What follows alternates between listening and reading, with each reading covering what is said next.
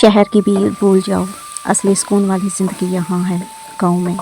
बिस्मिल्लाहिर्रहमानिर्रहीम। अस्सलाम वालेकुम एवरीवन, कैसे हैं आप सब। आई होप कि आप सब ठीक ठाक होंगे और अपनी लाइफ को अच्छे से एंजॉय करके गुजार रहे होंगे। अल्लाह ताला आप सबको हमेशा खुशबाश और हंसते मुस्कुराते हुए रखे, आमीन सुम्मा आमीन। अगर सुकून देखना चाहते हैं तो गाँव में आ जाया करें। यकीन करें, गाँव में इतना सुकून है कि जितना कहीं भी नहीं।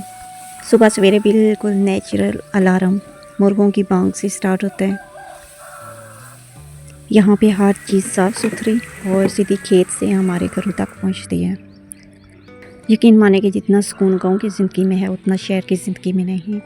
शहर के लोगों का तो पता ही नहीं होता एक दूसरे का कि कोई जी रहा है या मर रहा है, लेकिन यहाँ पे गाँव पे माशाल्लाह से हम लोग चलते चलते ही ना एक दूसरे का हाल पूछ लेते हैं। आप बताएं, आपको गाँव की ज़िंदगी पसंद है या नहीं, या कभी आप गाँव आए हैं या नहीं।